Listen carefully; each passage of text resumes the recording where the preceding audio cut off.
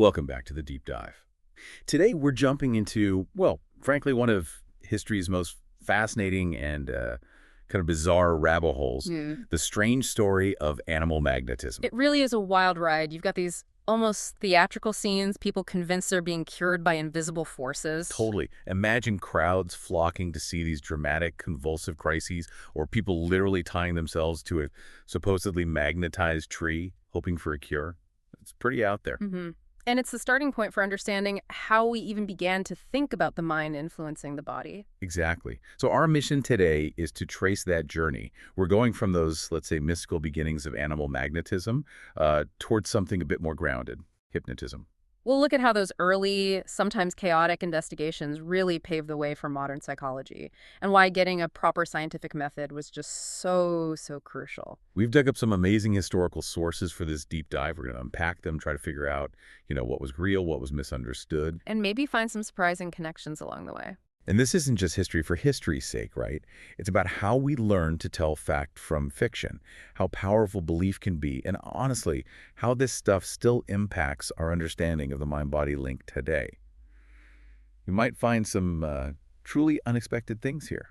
It's quite something how these early, not very scientific practices forced people to actually look at phenomena they couldn't just ignore. Yeah, it definitely shook things up. It really set the stage for thinking differently about experiences that just seemed inexplicable. Right. That shift is exactly what we're diving into. And the guy who really kicks it all off is Franz Mesmer, mid-18th century Paris. Ah, Mesmer, yes. His big idea was this invisible animal magnetic fluid supposedly flowed through everything, affected your health. And his methods were pure theater, weren't they? Yeah. But incredibly popular. Oh, absolutely. He had those famous baquets, big tubs filled with iron filings, water. People gathered around them. The whole setup was designed to create this intense, charged atmosphere. And the main event was the conversive crises. Exactly.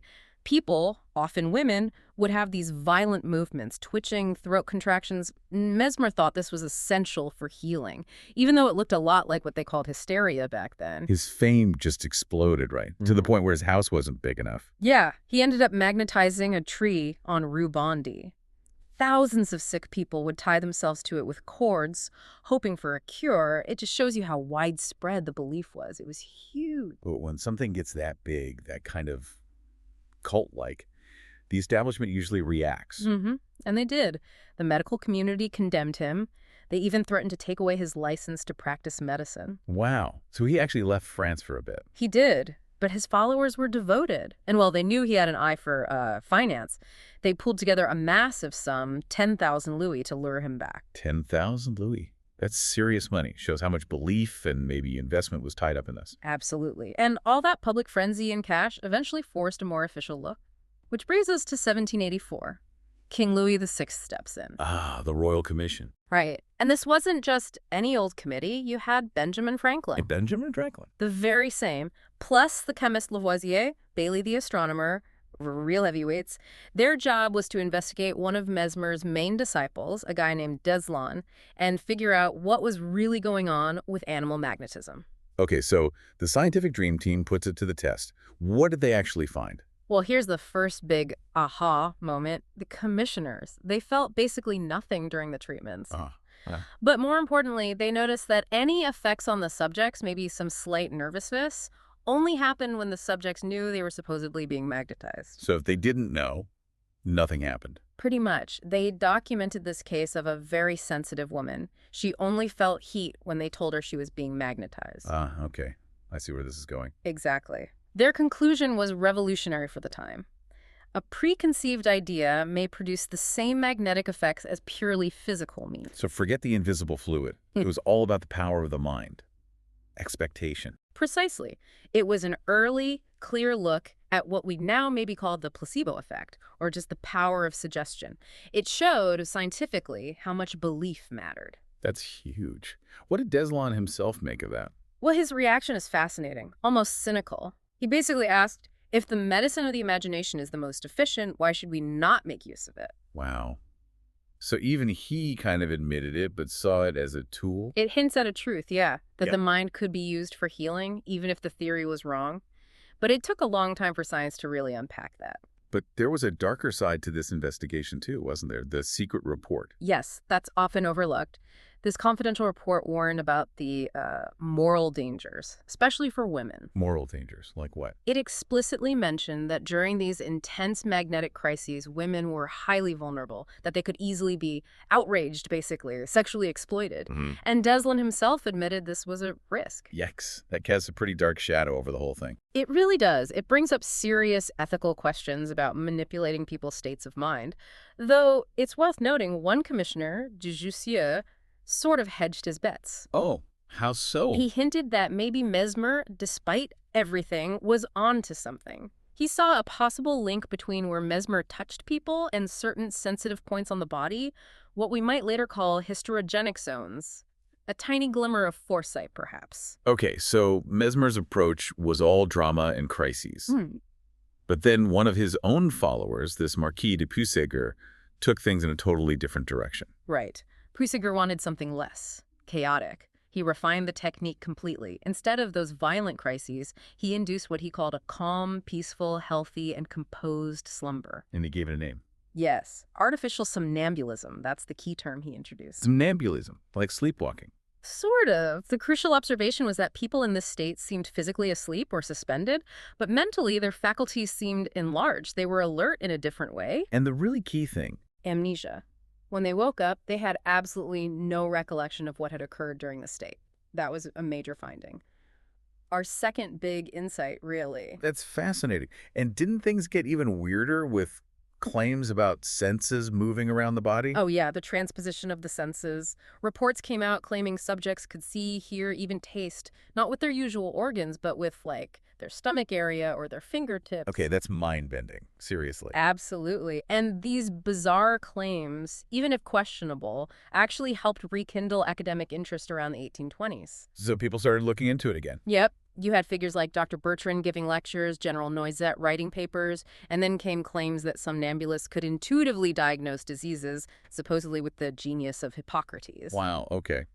That must have raised some eyebrows. It did. It led to another commission by the Academy of Medicine in 1825. And what did this commission find? This is Huss's report, right? 1831. That's the one. And surprisingly, after 5 long years, Husson's report actually affirmed the existence of animal magnetism. Really? After the first commission debunked it? Well, they documented real effects. Muscle contractions, deep trance-like states, and pretty remarkable insensitivity to pain. There were reports of people undergoing surgery, like tooth extractions or even a breast amputation, with no apparent pain while in this state. That's incredible. Painless surgery back then. Exactly. And even stranger, they noted some somnambulists could apparently predict the exact day and time of their own epileptic fits or when they'd be cured with uncanny accuracy. So compelling evidence, you'd think. You would.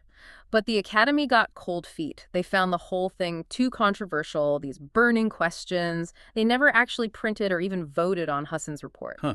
So they just buried it. Essentially, yes. Avoided it. Yeah. But the issue wouldn't die. In 1837, another report of a painless tooth extraction during magnetic sleep forced their hand again. New commission. And this time? This time, Dubois came back with a resounding no. His report flatly rejected animal magnetism.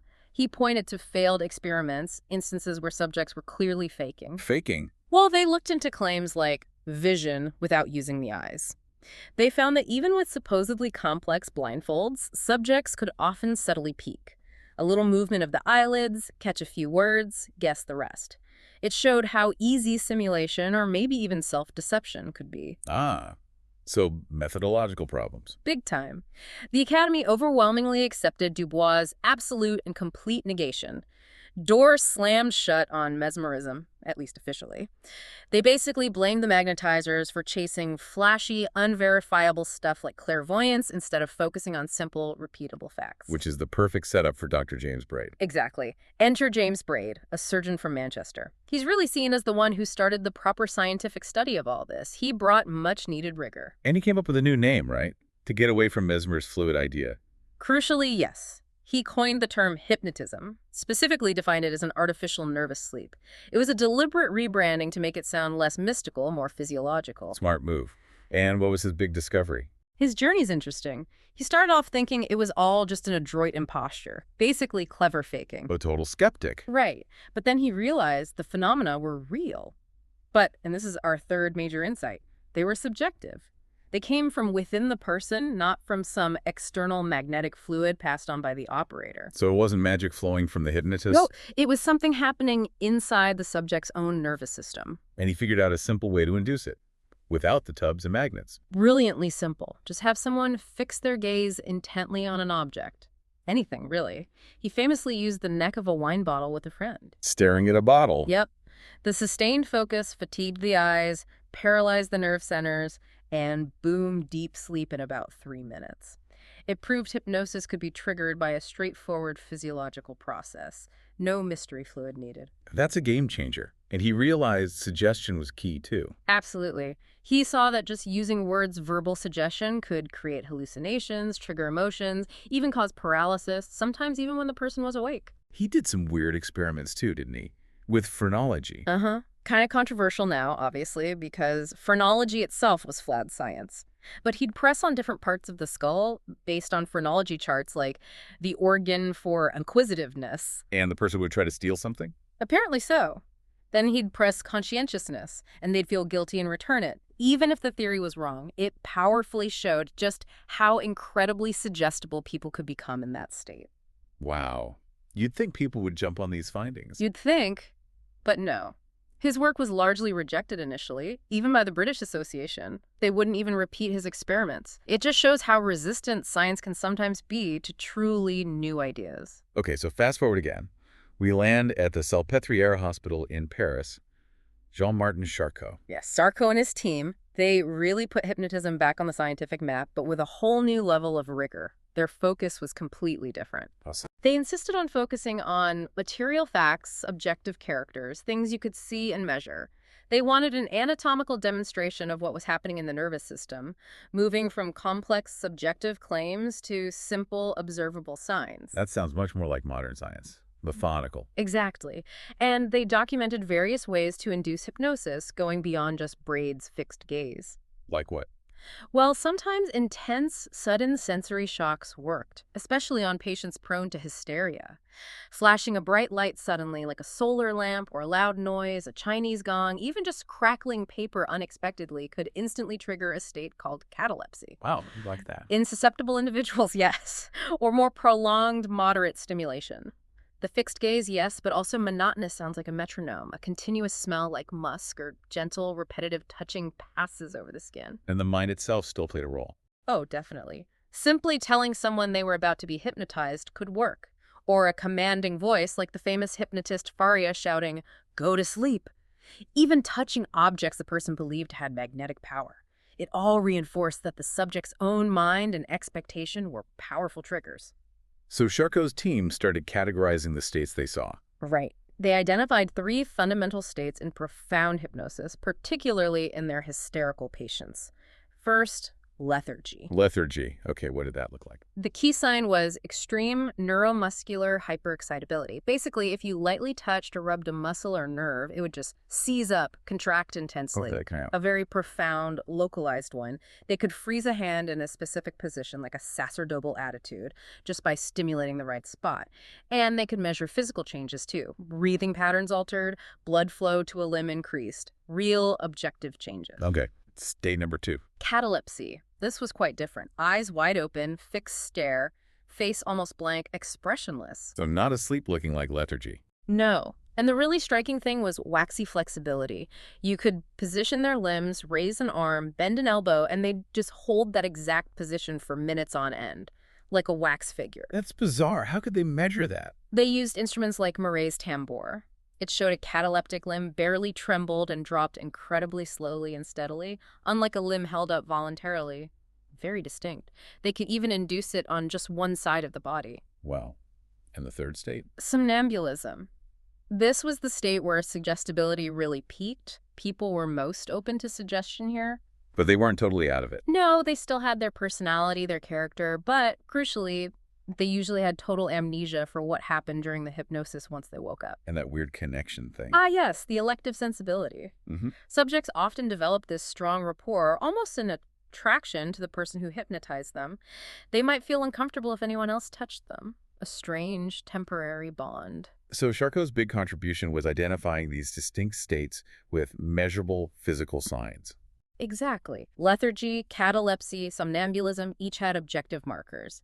This, for Charcot, made faking simulation a completely imaginary danger, if the experimenter was careful. It shifted the whole study away from just believing subjective reports towards observing biological phenomena. Okay, so we've gone from Mesmer's fluid to objective states. But the engine driving so much of this seems to be suggestion. What exactly is suggestion in this scientific context? Good question. It's defined as introducing, cultivating, and confirming an idea in the mind of the subject. An idea. But here's the fourth key insight. An idea here isn't just a thought. It becomes an image, and that image acts like a revival of sensation. It taps into the power of physical sensations the person has experienced before. So a suggested idea almost reactivates a past physical feeling. In a way, yes. It's like the psychological echo of a physical stimulus. This helped differentiate effects caused by, say, actually touching someone versus effects caused just by telling them something pure psychical action. But that sounds tricky to study perfectly. What about the experimenter influencing things without realizing it? Huge problem. That's unconscious suggestion. Tiny cues, a word, a gesture, maybe even spectators whispering could unintentionally steer the subject's response. It could completely mess up the results. So how do you get around that? Ideally, you need first experiments on virgin subjects, people who've never been hypnotized before and have no preconceived notions. But that makes repeating experiments really difficult. It's a major challenge. Despite the challenges, the effects they did observe through suggestion were, well, astounding. Especially the physical ones. Oh, absolutely. Some of the most stunning examples involve involuntary bodily functions, the vegetative system. Take the blister experiment. The postage stamp one. That's the one. A chemist put perfectly ordinary postage stamps on a hypnotized woman's shoulder. Then he simply suggested a blister would form underneath them. Just suggested it. Just suggested it. 20 hours later, there was a genuine blister, thickened yellowish-white skin, red border. Multiple doctors saw it, confirmed it, photographed it. A real physical blister caused purely by suggestion. That's hard to believe, honestly. I know. And then there's the blood sweat experiment. Get this. An experimenter traced his name on a paralyzed patient's arm with a blunt probe not sharp at all. He suggested blood would appear along those lines at 4 p.m. I did it. Right on time. The letters of his name appeared, raised and read, with actual tiny drops of blood oozing out. Okay, that's genuinely incredible. Your own body producing blood on cue from a suggestion. It's almost unbelievable, isn't it? These examples are powerful proof that an idea implanted through suggestion can directly command unconscious physiological processes, blood flow, tissue changes, real physical effects. Mind-blowing. And it wasn't just physical, right? Suggestion could create whole psychological realities, too. Absolutely. Hallucinations were common. They could suggest anything, seeing a bird on the table that wasn't there, or much more complex things like transformations of personality. Like making someone believe they're someone else. Exactly. Subjects would genuinely adopt the mannerisms, the voice, the memories of the suggested personality, completely forgetting their own identity for a while. Wild. What about that unilateral stuff? Seeing things with only one eye. Yes, unilateral hallucinations. They could make someone see an imaginary ghost, but only through their left eye, or experience sunshine through one ear and rain through the other simultaneously. How is that even possible? It suggests the suggestion is targeting very specific brain regions, and what's more, these suggested hallucinations behaved like real sensory input. How so? You could duplicate a suggested visual hallucination by pressing on the person's eyeball, just like a real object, or you could modify it using prisms or mirrors. It implied these weren't just flimsy thoughts, they had some kind of physical substratum in the brain. And people really bought into these hallucinations. Completely. They showed blind confidence. If you tried to tell them the bird wasn't real, they'd think you were crazy or mocking them. Sometimes challenging them too hard could even trigger distress or an attack. Suggestion could also cause paralysis. Yes, motor paralysis, suggesting an arm is paralyzed and it becomes limp and unusable, sometimes even after they wake up, often showing objective signs like muscle tone changes, similar to actual nerve damage. Okay, but the most fascinating part for me is when people were suggested to do something. Ah, yes, the suggested X. And here's our fifth big insight. the invented motives. Right. They're told to do something, like steal a handkerchief. But they have no memory of being told, so when the urge hits them, they spontaneously invent a motive more or less plausible or ingenious to explain to himself the reason of his conduct. So the guy stealing the handkerchief pretends to feel dizzy. Exactly. Bumps into the target, pretends it's an accident, snatches the handkerchief. Or someone told to stab another person with a harmless pasteboard knife first invents an insult the victim supposedly gave them to justify the attack. They're literally creating a narrative to fit the unexplained impulse. That says so much about how our conscious mind tries to make sense of things. It really does. It shows we're not just passive recipients of suggestion. We actively construct reasons for our behavior, even when that behavior stems from an unconscious source. But people could resist, right? It wasn't total mind control. Definitely not. Subjects often resisted suggestions that violated their core morals or deep affections. They might refuse to murder an innocent person, even with the fake knife, or harm someone they loved, or refuse to sign a check for a ridiculously large amount. So personal will wasn't completely erased. No. Deep-seated beliefs and values could still override the suggestion. And then there's the phenomenon of post-hypnotic suggestion. Where they're told to do something later. Right. Days, weeks, even months later. The suggestion is implanted during hypnosis. They wake up, forget all about it. Then, at the appointed time, they suddenly feel an urge to perform the action, maybe mail a blank envelope or visit someone, and they just do it, often inventing a plausible reason on the spot with no conscious memory of the original command. That is genuinely spooky, the delayed action effect. It really blurs the lines of conscious control and hidden influences. So with all this power, how was it actually applied? Did it become medicine? It did. Remember Deslan's comment, if the medicine of the imagination is the most efficient, why not use it? That idea finally found a rational basis, suggestive therapeutics. And this connects to things like miracle cures, our sixth insight. Precisely. It provided a scientific lens to understand seemingly miraculous events, like that Salpêtrière patient at Chiveri, paralyzed for 7 years. She was cured during a dramatic religious ceremony. A genuine miracle. Well, the physicians described it as an experimental miracle. They had actually prepared for it beforehand using hypnotic suggestion, building up her expectation and belief. The intense emotion of the ceremony acted as the final trigger, so it bridges the gap between the supernatural and the physiological power of belief. So hypnotism became a legitimate tool for certain conditions. Yes, particularly effective for things like paralysis with no physical cause, spasms, and other functional or dynamic disturbances. Things rooted in the mind or nervous system function rather than physical damage. But with great power comes great potential for misuse. The medico-legal dangers must have been huge. Immense. Serious concerns arose about criminal exploitation. Could someone be hypnotized and forced to commit a crime, theft, fraud, even assault, and then have no memory of it, or who told them to do it? A terrifying thought. Especially the vulnerability of individuals, particularly women, being potentially violated while in a hypnotic state, unable to resist or even remember. It raised huge questions about legal responsibility. How could you possibly prove it in court? Exactly the problem. Distinguishing genuine hypnotic influence from clever faking, especially for subjective things like memory or intent, is incredibly difficult. Just believing the subject's story, moral proofs, wasn't enough for the law. You needed objective evidence, which was often impossible to get. Could they hypnotize suspects to get confessions? No, that was deemed completely unethical and legally unacceptable. You couldn't hypnotize someone against their will to incriminate themselves. So physicians using this had to be incredibly careful. Absolutely. A heightened sense of responsibility fell on them. Always get patient consent, involve the family, act with extreme prudence, take precautions. It was recognized as a powerful tool, but a double-edged sword. Wow. What a journey.